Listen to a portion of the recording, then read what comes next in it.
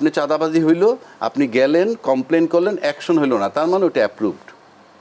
আবার বেনজিরের বাড়ির দিকে তাকান, যার বাড়ির দিকে গেলে ইমেলদা মার্কসের কথা মনে হয়, তার জুতা, তার স্যুট, তার কোন বংশে। এমন কোনো সচিব নাই যার শ্বশুর ধনী না, ফ্ল্যাট কিনছে, শ্বশুর টাকা দিচ্ছে, XYZ। আপনি তদন্ত করেন, including all the political leaders. আপনি কয়টা লোকের পাবেন? এবং আমি দায়িত্ব নিয়ে বলছি, পলিটিক্যাল লিডাররা ব্যবসা করে, কেউ কেউ তারা কি করে জানেন? ব্যবসাটা হলো নাম কস্তে, চাঁদাবাজির টাকা একটা ব্যবসা বাড়িতে নাম কস্তে, এটা দিয়ে আমার প্রচুর ইনকাম হয়। আমরা দেখেছি আওয়ামী লীগের সময় এমন কোনো এমপি নাই যিনি কৃষি খামার করেন নাই, অর্থাৎ মৎস্য ইত্যাদি ইত্যাদি, তার থেকে হাজার হাজার কোটি টাকা আসতো। আর আমাদের দেখা যারা মাছের ঘের আসে, তারা কি করে তারা আমরা দেখি। এমপি মাছের ঘের করলেও শত শত কোটি টাকা পায়। সচিব বিয়ে করছে, সব সৈয়দ বংশের হাজার কোটি টাকার মালিক তাদের শ্বশুররা, আসমান ফাইরে টাকা আসছে। আমি তো এই গ্রহের মানুষ, আরেক গ্রহের না। তো রাষ্ট্রীয়ভাবে যেটা বৈধ সেটা চলমান। আমি এর আগে একবার বলছিলাম, এই রাষ্ট্রীয়ভাবে চাঁদাবাজি বৈধ। আপনি এই রাষ্ট্রীয় চাঁদাবাজি যদি বন্ধ না করতে পারেন, আপনি চাঁদাবাজি বন্ধ করবেন কেমনে? আমার সঙ্গে আছেন অ্যাডভোকেট আবু হেনা রাজ্জাকি, আইনজীবী ও রাজনীতি বিশ্লেষক, এবং আছেন রাশেদ খান, সাধারণ সম্পাদক, গণ অধিকার পরিষদ। দুজনকে স্বাগত জানাচ্ছি। আমি প্রথমে অ্যাডভোকেট আবু হেনা রাজ্জাকি, আপনার কাছে আসি। আমরা লক্ষ্য করছি আসলে চাঁদাবাজির ঘটনাগুলো আসলে বেশ কিছুদিন ধরে বেশ আলোচনার জন্ম দিয়েছে রাজনীতিতে। সমন্বয়ক রিয়াদের বাসা থেকে 2 কোটি টাকা চেক উদ্ধার, এর আগে তাকে গ্রেপ্তার করা হয়েছিল, রিমান্ডে নেওয়া হয়েছিল। একজন বৈষম্যবিরোধী আন্দোলনের সাবেক একজন মুখপাত্র বলছিলেন যে জুলাইকে মানি মেকিং মেশিনে পরিণত করা হয়েছে। আসলে এই যে অভ্যুত্থানের যে স্বপ্ন, সেই জায়গায় কি একটু হোঁচট খায় কিনা এইসব কর্মকাণ্ডগুলো? ধন্যবাদ আপনাকে আর গণ অধিকার পরিষদের রাশেদ। চাঁদাবাজি, বাংলাদেশের চাঁদাবাজির বয়স 53 বছর, অর্থাৎ যেদিন বাংলাদেশ তৈরি সেদিন থেকেই চাঁদাবাজি শুরু। চাঁদাবাজি যদি না থাকে দল চলবে না। আমার দেখা অভিজ্ঞতা থেকে বলছি, চাঁদাবাজি বন্ধ হলে রাজনৈতিক দল অচল হবে। তারপর আপনি আসেন, এখন চাঁদাবাজি বিষয়টা কি? সেই এনসিপির চাঁদাবাজি বলেন, আপনার চাঁদাবাজি, XYZ এর চাঁদাবাজি, হটএভার ইট ইজ। চাঁদাবাজির অভিযোগে কোনো দল থেকে বহু লোককে বহিষ্কার করা হচ্ছে, তার মানে চাঁদাবাজি হচ্ছে। আপনি বহিষ্কার করে প্রমাণ করতেছেন যে চাঁদাবাজি হচ্ছে। এখন বলতে পারেন এটার মূল কারণটা কোথায়? চাঁদাবাজি রাষ্ট্রীয়ভাবে বৈধ, এবং চাঁদাবাজ গ্রুপ যেখানে চাঁদাবাজি করে, ফর এক্সাম্পল একটা জায়গায় কিছু লোক নিয়মিত চাঁদাবাজি করে, 10 জন 15 জন। রাষ্ট্রীয়ভাবে কিভাবে বৈধ বলছি, আসতেছি। তো সেই জায়গাটায় যদি 10 জনে করে রেগুলার, সেখানে যদি আপনি 30 জনের একটা টিম নিয়ে তাদেরকে কিক মেরে সরিয়ে দিতে পারেন, তারপরে যদি রাষ্ট্রের যারা চালায় কাঠামো, মানে রাষ্ট্রের যে অর্গান প্রশাসন, তার সাথে যদি আপনি আতাত করে ফেলতে পারেন, তাহলে ওই চাঁদাবাজরা আউট হয়ে যাবে। পরের চাঁদাবাজ যারা, তারা ওখানে সার্ভাইভ করবে with a very good understanding with the administration. এখন এইবার আসেন রাষ্ট্রীয় চাঁদাবাজি। আপনি কি ধারণা এরকম যে একজন লোক মাসিক বেতন দিয়া কিংবা নর্মাল ঘুষ খাইয়া, নর্মাল ঘুষ বলতে আমি অ্যাজ ইউজুয়াল যেটা পাওয়া যায় সেটা করে, বেনজিরের প্রাসাদটা দেখছেন তো কয়দিন আগে, ছবিতে দেখছেন না? ওইটা কি বানানো সম্ভব? ওইটা কি কেনা সম্ভব? ওইটা কেনা সম্ভব কীভাবে জানেন? একজনের ধৈর্য আনলেন, আমি র্যাবের ডিজি, রাত্রে ক্রস ফায়ার হবে, 1 crore দে। এটা চাঁদাবাজি, এটাকে বলে রাষ্ট্রীয় চাঁদাবাজি। চ্যালেঞ্জ করেন, রাষ্ট্রীয় চাঁদাবাজি। আসেন সচিবালয়, ফাইল আটকায় টাকা নেয়া। আপনি হয়তো জানেন না যে বাংলাদেশে যারা নির্বাচিত এমপি পর্যন্ত হয়, তাদেরও অফিসিয়াল কাজকর্ম থাকে, তারা হাতে কলমে সবসময় তারা যায় না। তাদের লোক যখন কাজ করে তখন তারাও কিন্তু ওই টাকা পাঠায়, কাজটা করে নিয়ে, এত ঝামেলার দরকার নাই। তার মানে ওই চাঁদাবাজি। এবং একজন ভদ্রলোক সত্য কথা বলছেন, সেটা হলো উনি খুব মডার্ন একটা আধুনিক স্মার্ট নাম দিছিলেন, আবুল মাল আব্দুল মুহিত, স্পিড মানি। মানে চাঁদাবাজি, সেটাকে যদি আপনি অফিসিয়াল লেভেলে আনে ঘুষ, তারপর আপনি বলতেন স্পিড মানি। এই যে চাঁদাবাজি যেটা আপনি বলতেছেন, এই চাঁদাবাজি রাষ্ট্রীয়ভাবে বৈধ। আমি দায়িত্ব নিয়ে বলছি, আপনি রাজুকের অফিসে যাবেন সন্ধ্যার পরে, বিভিন্ন জায়গায় সারাদিন মাঠে চৈসা এসে তারপর সন্ধ্যার পরে আপনাদেরকে টাইম দেওয়া হয়, ওখানে যাবেন, আপনার চাঁদা দিবেন, আপনার কাজ করবেন। That is the reality. তো রাষ্ট্র যখন অ্যাপ্রুভ করে, এই চাঁদাবাজি দমাবে কে? প্রশাসন। চাঁদাবাজিটাকে কন্ট্রোল করবে আলটিমেটলি প্রশাসন। যে আপনি যদি চাঁদাবাজির জন্য ভিকটিম হন এবং আপনি গিয়ে কমপ্লেন করেন, if no action is taken, then আপনি কি মানে দাঁড়াইলো কি? আপনি চাঁদাবাজি হইল, আপনি গেলেন কমপ্লেন করলেন, অ্যাকশন হইল না, তার মানে ওটা অ্যাপ্রুভড। আবার বেঞ্জিরের বাড়ির দিকে তাকান, যার বাড়ির দিকে গেলে ইমেলদা মার্কসের কথা মনে হয়, তার জুতা, তার স্যুট, তার কোন বংশে। এমন কোনো সচিব নাই যার শ্বশুর ধনী না, ফ্ল্যাট কিনছে, শ্বশুর টাকা দিচ্ছে XYZ। আপনি তদন্ত করেন, including all the political leaders. আপনি কয়টা লোকের পাবেন? এবং আমি দায়িত্ব নিয়ে বলছি, পলিটিক্যাল লিডাররা ব্যবসা করে কেউ কেউ, তারা কি করে জানেন? ব্যবসাটা হলো নাম কস্তে। চাঁদাবাজির টাকা একটা ব্যবসা বাড়িতে নাম কস্তে, এটা দিয়ে আমার প্রচুর ইনকাম হয়। আমরা দেখেছি আওয়ামী লীগের সময় এমন কোনো এমপি নাই যিনি কৃষি খামার করেন নাই, অর্থাৎ মৎস্য ইত্যাদি ইত্যাদি, তার থেকে হাজার হাজার কোটি টাকা আসতো। আর আমাদের দেখা যারা মাছের ঘের আসে, তারা কি করে তারা আমরা দেখি। এমপি মাছের ঘের করলেও শত শত কোটি টাকা পায়।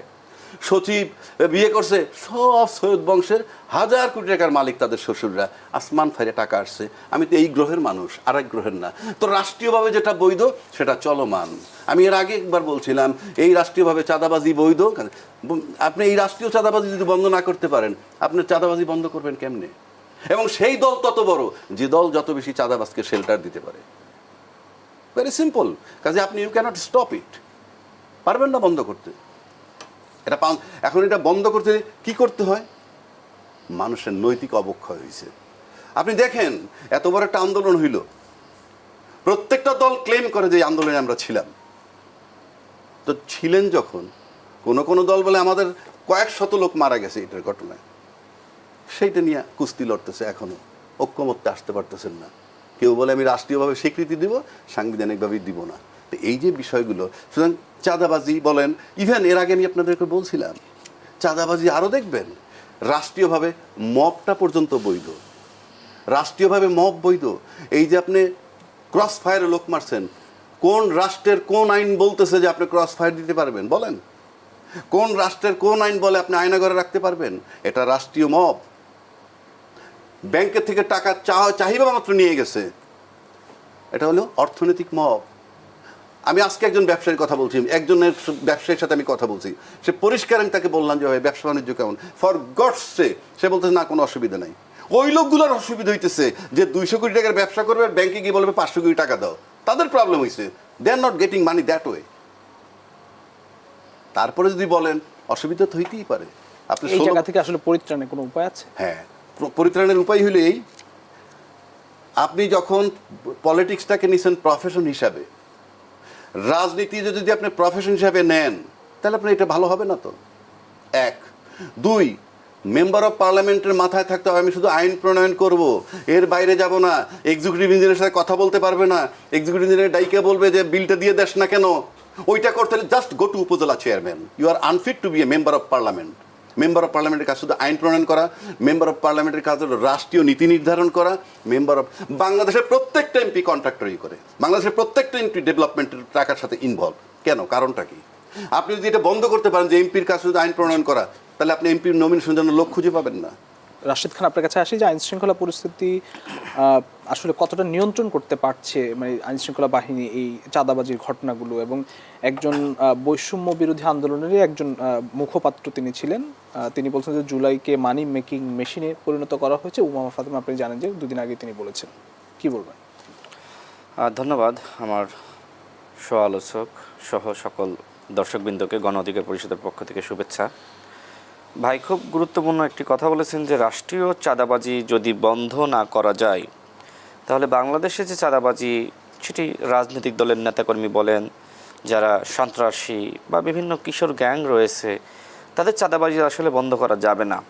যেখানে একজন সচিব তিনি চাঁদাবাজি করছেন, ওই চাঁদাবাজিকে বলা হচ্ছে স্পিড মানি, যেটা তিনি বললেন, আব্দুল মহিদ বলে গেছেন। দেখেন স্পিড মানি, দেখেন আমি আমাদের দলের একজন নেতা এই মগবাজারে থাকে, তো বিল্ডিং যেখানে থাকে খুব চমৎকার, এত সুন্দর, মানে দেখলে আপনার ভালো লাগবে, মনে হয় যে আমিও এখানে একটা ফ্ল্যাট নিই, ভাড়া অনেক বেশি, প্রায় লাখখানিকের কাছাকাছি। তো আমি তাকে জিজ্ঞেস করলাম যে এখানে কারা থাকে। তিনি আমাকে বললেন যে ম্যাক্সিমাম ক্ষেত্রে সচিবরা এখানে থাকে, ভাড়া কত? 1 লাখ, এবং অন্যান্য খরচ তো আছেই। দেখবেন যে আমাদের যারা সচিব বা যুগ্ম সচিব অনেকে গুলশানে থাকে, বাড়িধারায় থাকে, এবং ম্যাক্সিমামের ফ্ল্যাট আছে। ওই এলাকার এক একটা ফ্ল্যাটের দাম 2 থেকে 3 কোটি টাকা, অনেকের আবার বড় বড় বিল্ডিংও আছে।